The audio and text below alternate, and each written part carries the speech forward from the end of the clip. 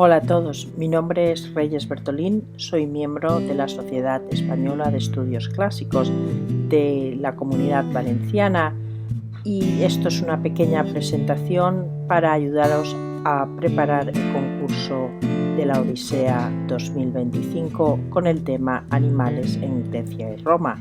Os quiero desear mucha suerte a todos. Antes de que en Europa hubiera gatos, los griegos perseguían a los ratones con comadrejas. Este es el principio de un poema épico atribuido a Homero, cuando un pequeño ratón que escapa de una comadreja va a beber al estanque de las ranas. Un malentendido va a causar la guerra entre las ranas y los ratones, la batracomiomaquia.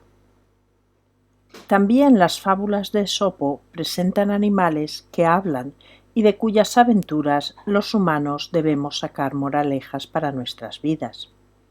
A los animales se les atribuyen características morales que revelan las de los hombres. Los zorros son astutos, los leones arrogantes, los cuervos sagaces y los ratones humildes. Pero también tenemos fábulas en otros autores, por ejemplo en Arquíloco, donde nos cuenta la fábula del erizo y el zorro, y simplemente dice: el zorro conoce muchos trucos, el erizo solo uno grande.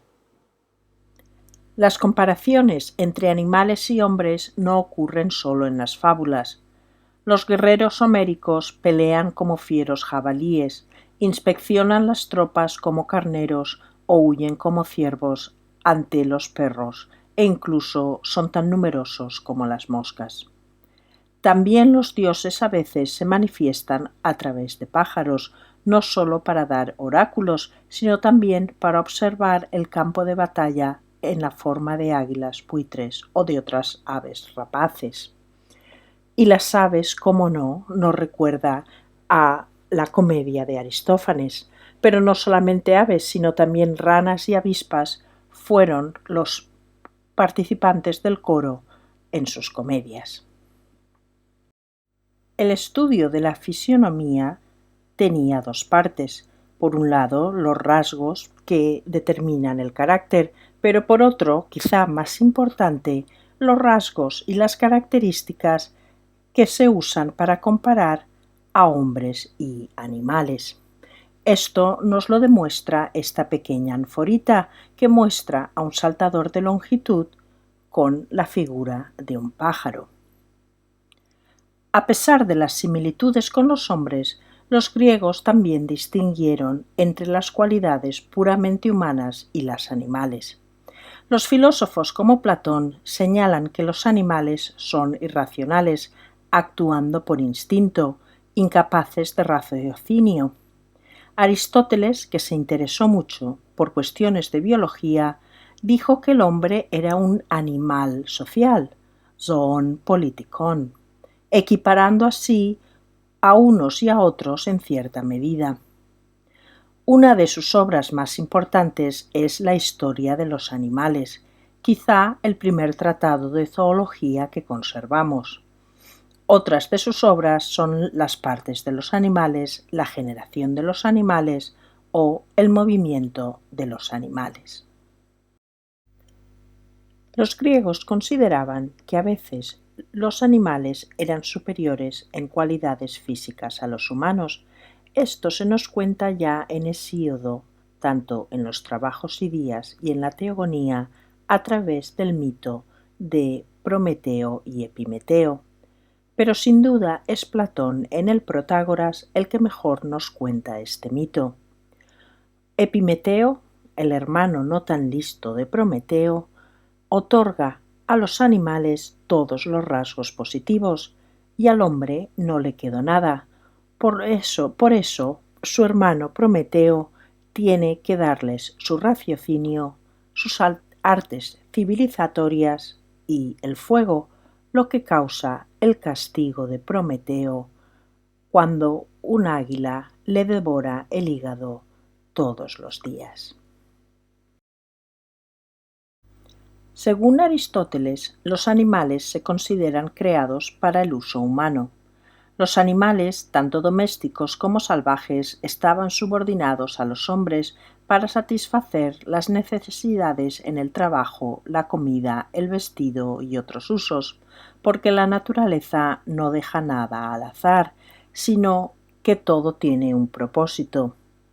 La domesticación se entiende como una tutela del hombre sobre los animales que prefieren convivir en paz con él en vez del mundo salvaje, donde se enfrentan a otros animales depredadores, sobre todo los lobos, los más comunes en la vertiente norte del Mediterráneo.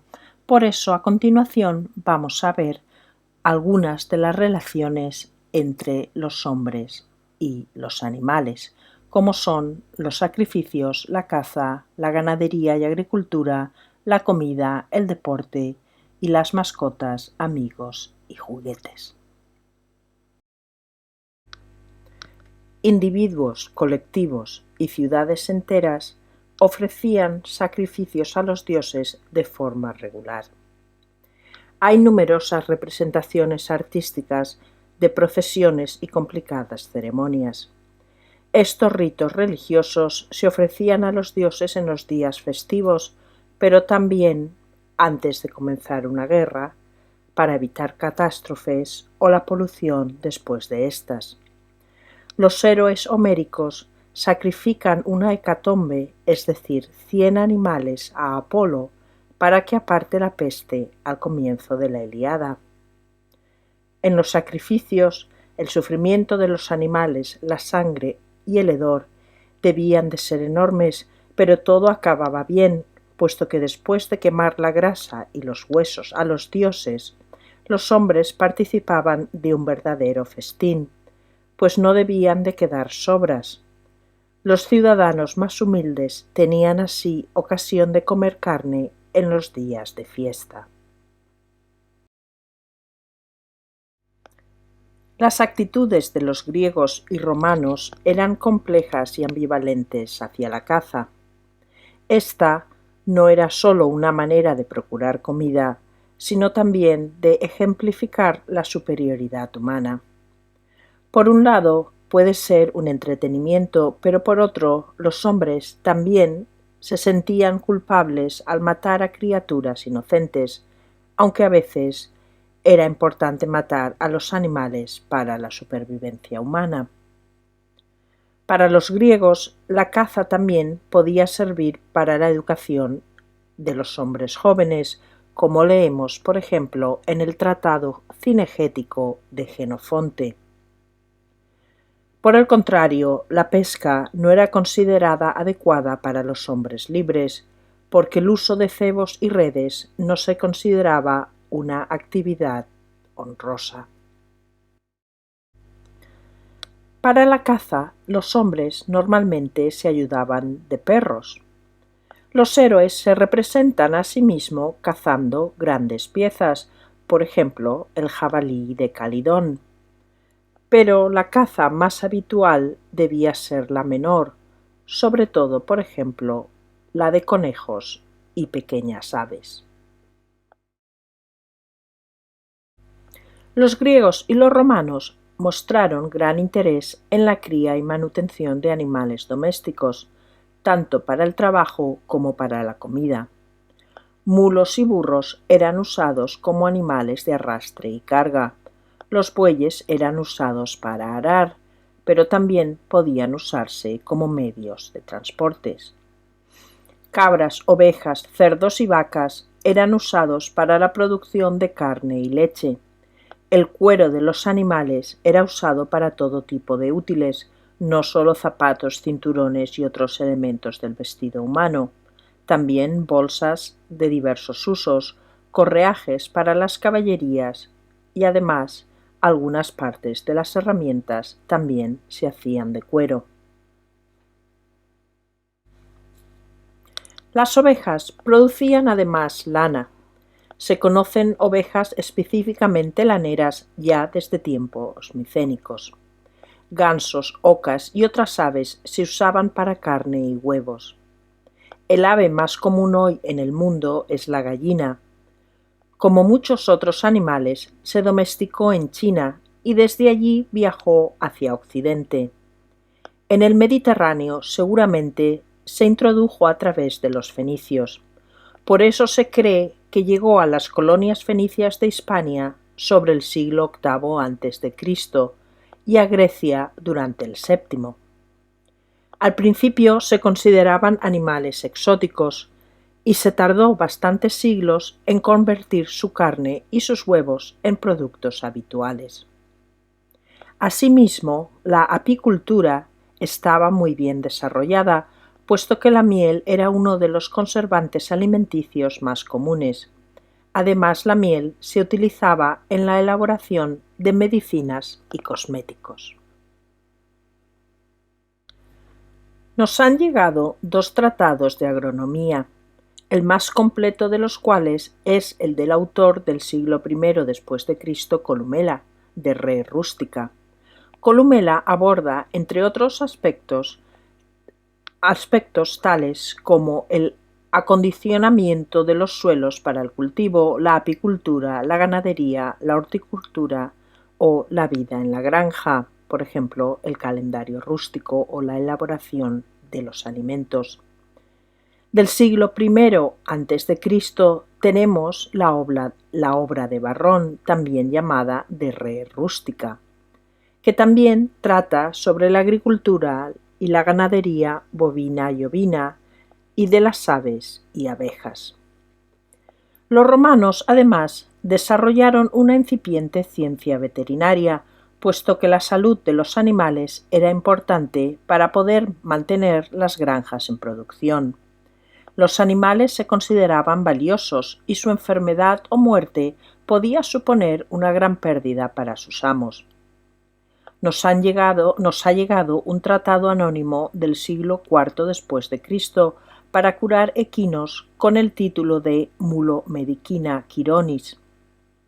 Columela ya tenía un capítulo dedicado a las enfermedades del ganado lanar y sus remedios.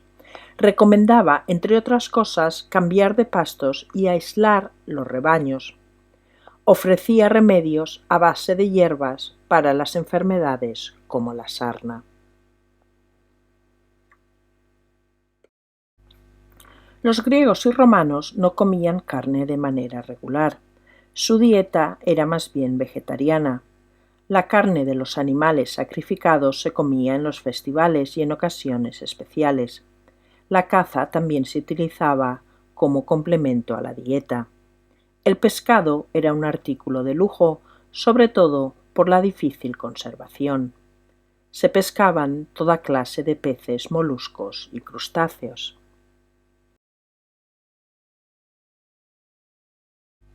Para conservar el pescado, las industrias de salazones florecieron, igual que la fabricación del garum, salsa a base de tripas de pescado. Salazones y garum se exportaban desde Hispania a todas partes del imperio.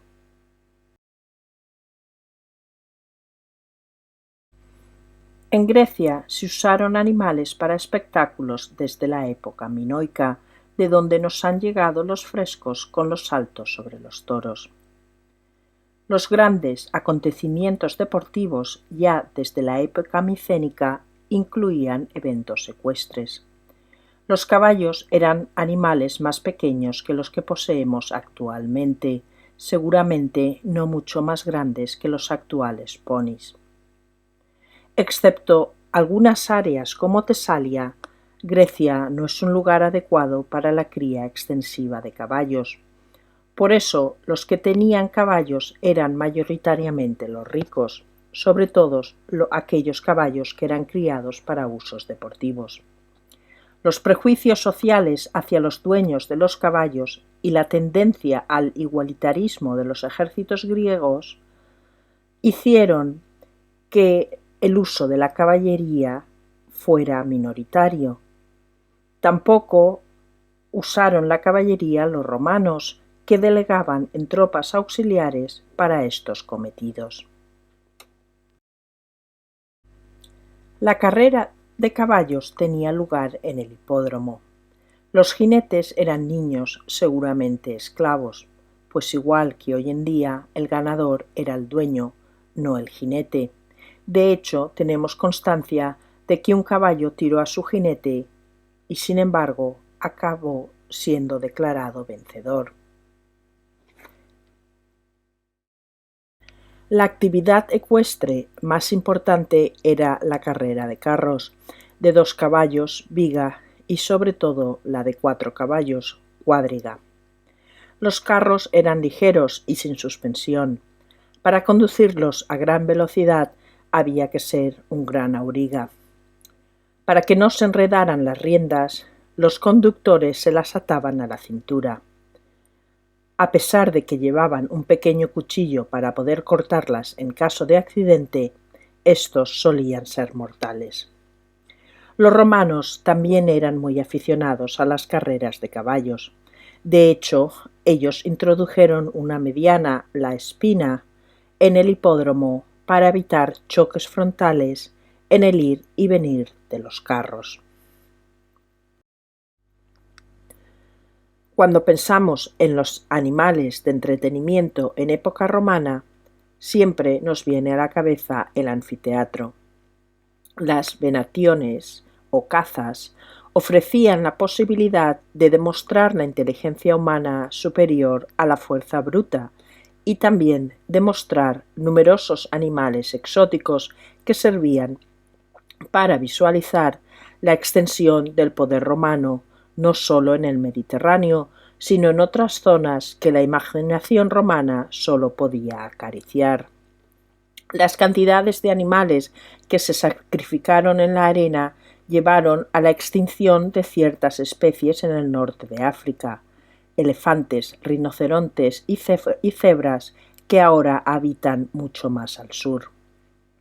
Plinio el Viejo, en la Historia Natural, nos cuenta una anécdota de cómo en el año 55 a.C., en los juegos de la inauguración del Teatro de Pompeyo, los elefantes pelearon valientemente contra sus supuestos cazadores, hasta que cuando se dieron cuenta que iban a perder, empezaron a gemir y a comportarse de tal forma que conmovió a los espectadores, que se revolvieron contra Pompeyo.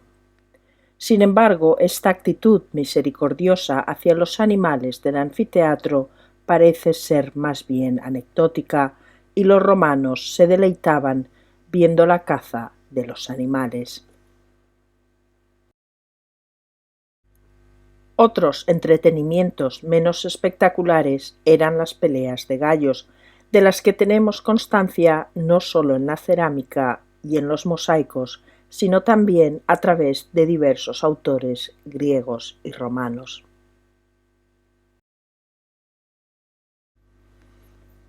El primer ejemplo de la amistad entre un hombre y un animal quizás sea la historia de Argo, el perro cazador de Ulises. El pobre yace abandonado sobre el estiércol, pero aún así reconoce a su amo cuando regresa. Ulises intenta esconder las lágrimas para no ser descubierto. Los filósofos se manifestaron en contra de la crueldad hacia los animales y defendían que el buen trato hacia los animales lo promovía también hacia los hombres. Las artes plásticas muestran niños y adultos junto a perros, palomas y otros animales. El poeta Catulo nos ha dejado un poema sobre el gorrión domesticado de su amada. Las mascotas, como en nuestros días, podían ser variadas, pero lo interesante es que los griegos y los romanos individualizaban a su mascota, por la que tenían sentimientos de afecto, también igual que ahora, según vemos en los testimonios que nos han llegado. Conservamos epitafios de animales, tales como caballos, perros, pájaros, pero también cerdos, cabras e incluso grillos. Los animales eran y son grandes compañeros de juegos para niños y mayores. Aquellos niños que quizá no pudieran tener un animal de verdad se tendrían que conformar con bellos juguetes como los que vemos aquí. Otros niños tendrían también juguetes en forma de animales hechos de materiales que no se han conservado, como telas. Y con esto quiero acabar deseando a todos un buen concurso, mucha suerte y un feliz año nuevo. Hasta pronto.